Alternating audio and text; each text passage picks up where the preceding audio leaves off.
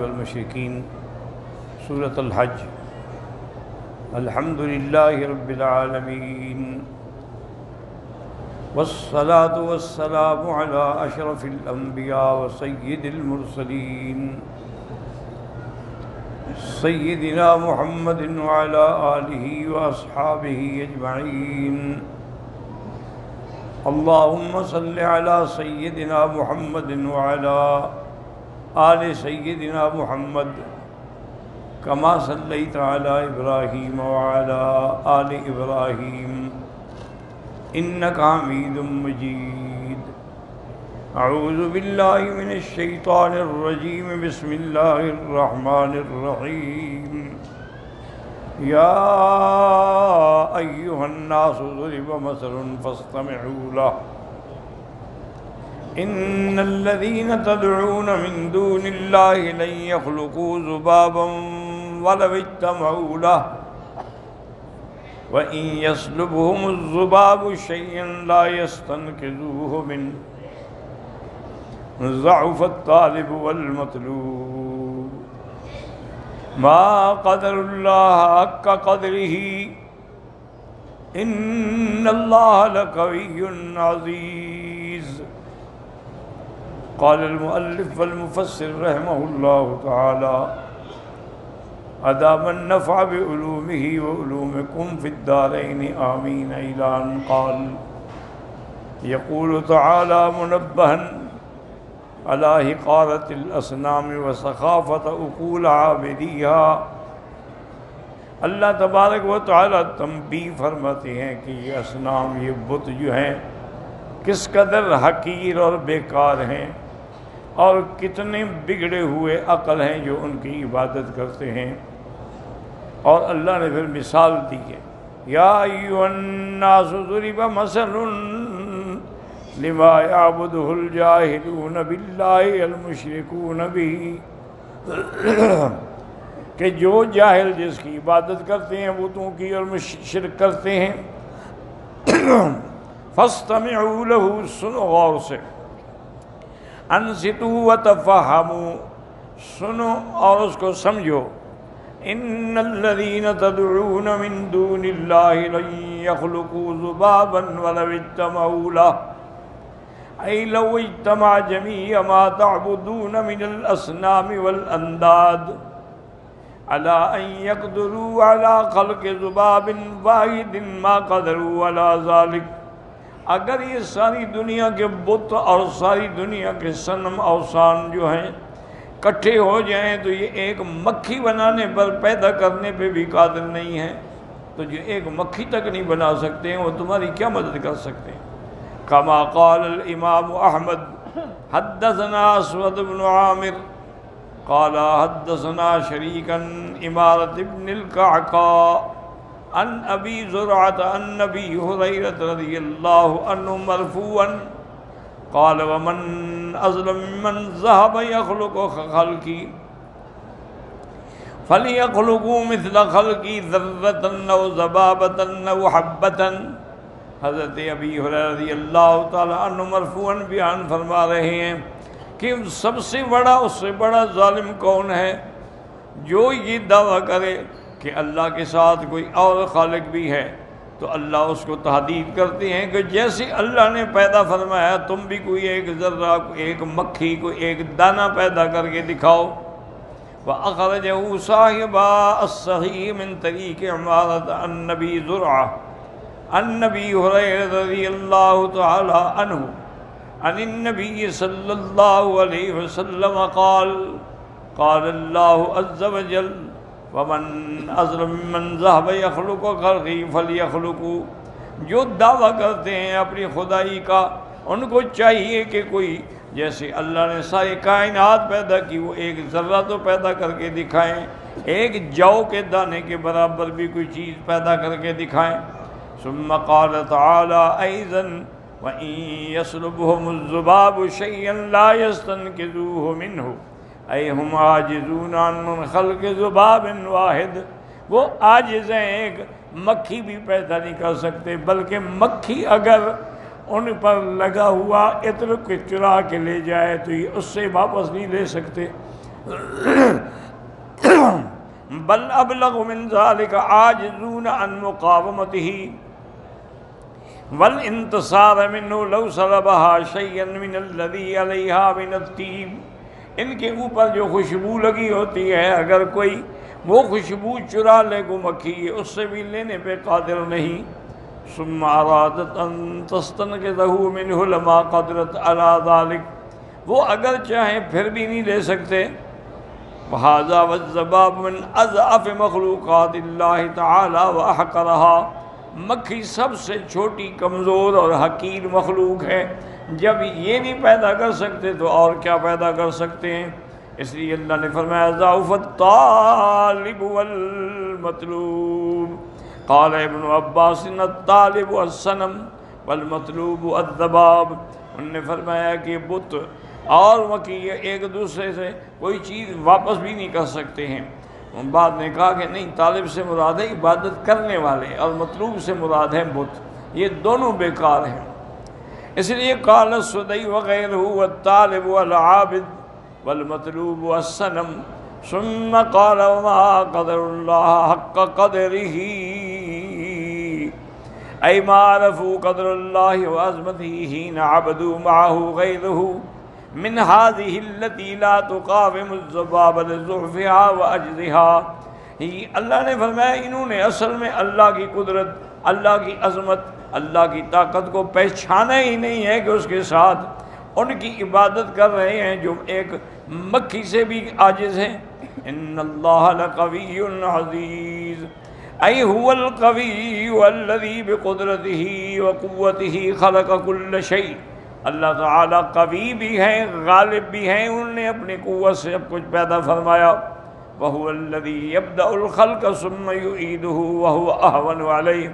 اسی کی ذات نے مخلوق کو پیدا کیا، وہی مرنے کے بعد دوبارہ پیدا کریں گے اور ان کے لیے کچھ بھی مشکل نہیں.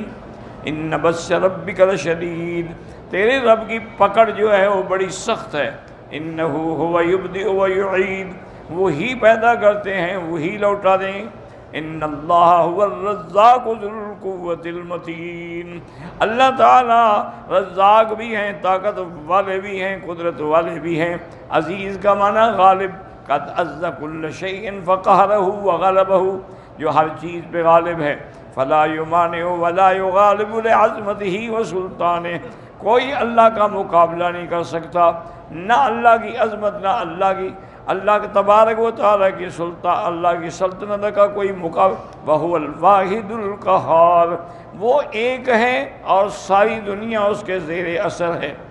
اللہ یصطفی من الملائکۃ رسلا ومن الناس ان اللہ سمیع بصیر یعلم ما بین ایدیہم وما خلفہم وإلی اللہ ترجع الامور. یخبر تعالی انہ یختار من الملائکۃ رسلا، اللہ چن لیتی ہیں ملائکہ میں سے جن کو پیغامبر رسول بنا کے پیغمبروں کے پاس بھیجتے ہیں. فیما یشاء من شرعہ وقدرہ ومن الناس لابلاغ رسالتہ، تاکہ اللہ کا پیغام پہنچا سکے. اللہ تعالیٰ سننے والے ہیں اور دیکھنے والے ہیں. ان اللہ سمیع بصیر، سمیع لاقوال عبادہ، اپنے بندوں کی ہر بات کو سنتے ہیں اور دیکھتے ہیں. فلا یخفی کما قال اللہ اعلم حیث یجعل رسالتہ، اللہ جانتے ہیں کہ کون مستحق ہے کہ جس کو وہ رسالت رسول بنا کے بھیجے. اسی طرح فرمایا یعلم ما بین ایدیہم وما خلفہم وإلی اللہ یرجع الامور، اے یعلم ما یفعل برسلہ، اللہ جانتے ہیں کہ میں نے کیا کرنا ہے، کیا بھیجنا ہے. فلا یخفی علیہ شیء من امورہم کما قال عالم الغیب فلا یظہر علی غیبہ احدا. عالم الغیب اللہ کی ذات ہے، وہ کسی پہ ظاہر نہیں کرتے مگر اللہ تبارک و تعالیٰ چاہے پیغمبروں میں سے، رسولوں میں سے کسی کو چن لیں تو اس کو اطلاع کر دیتے ہیں. وَأَحْصَىٰ كُلَّ شَيْءٍ عَدَدًا، ہر چیز کو اللہ نے گن کے محفوظ رکھا ہے، لکھا ہے. فَهُوَ سُبْحَانَهُ رَقِيبٌ عَلَيْهِمْ، اسی پہ اللہ کی ذات نگران ہے. شہید علی ما یقال لہم، اور اس بات کہ اللہ گواہ ہے، حافظ لہم، حفاظت فرمانے والے، ناصر لجنابہم، اپنے رسولوں کی مدد کرنے والے۔ اس لیے اللہ نے فرمایا کہ یا ایھا الرسول بلغ، اے میرے پیغمبر پہنچائیں میرا دین جو اللہ نے آپ کی طرف اتارا ہے۔ اگر آپ نہیں پہنچائیں گے تو گویا آپ نے فریضہ رسالت ادا نہیں کیا۔ باقی کسی سے نہ ڈریں، واللہ یعصمک من الناس، اللہ آپ کی حفاظت فرمائیں گے۔ یا ایھا الذین آمنوا ارکعوا واسجدوا واعبدوا ربکم وافعلوا الخیر لعلکم تفلحون۔ اس آیت مبارک میں سجدہ ہے، اس لیے بعد میں سجدہ کر لیں۔ وجاہدوا فی اللہ حق جہادہ واجتباکم وما جعل علیکم فی الدین من حرج ملت ابیکم ابراہیم هو سماکم المسلمین من قبل وفی ھذا لیکون الرسول شہیدا علیکم وتکونوا شہداء علی الناس فاقیموا الصلاة وآتوا الزکاة واعتصموا باللہ هو مولاکم فنعم المولا ونعم النصیر۔ اختلف الائمۃ رحمهم اللہ فی هذه السجدۃ الثانیۃ من سورۃ الحج۔ اس سجدے میں ائمہ کے اندر اختلاف ہے کہ کیا یہ بھی حقیقتاً سجدہ ہے یا نہیں، حل ہی مشروع السجود فیہا ام لا، علی قولین، اس میں دو قول ہیں۔ وقد قدمنا عند الاولی حدیث عقبۃ بن عامر عن النبی صلی اللہ علیہ وسلم فضلت سورۃ الحج بسجدتین فمن لم یسجدہما فلا یقرأہما۔ ایک حدیث حضرت عقبۃ بن عامر کی ہے کہ حضور نے فرمایا اللہ نے اس سورت کو یہ شان بخشی ہے کہ اس میں دو سجدے ہیں، جو سجدہ نہ کرے پھر پڑھا بھی نہ کرے۔ قولہ وجاہدوا فی اللہ حق جہادہ، اللہ کے راستے میں پوری کوشش کرو، باموالکم والسنتکم وانفسکم، اپنی جان بھی لڑاؤ، مال بھی لڑاؤ اللہ کے راستے میں۔ کما قال تعالی اتقوا اللہ حق تقاتہ، اللہ سے ڈرو جیسے اس کی شان کے لیے ڈرنا، اس کی شان کے آگے اپنی عاجزی کرنی۔ هو اجتباکم ای یا هذه الامہ، اللہ اصطفاکم واختارکم علی سائر الامم، اللہ تبارک و تعالی نے حضور کی امت کو چن لیا، پسند کیا، تمام امتوں سے افضل قرار دیا۔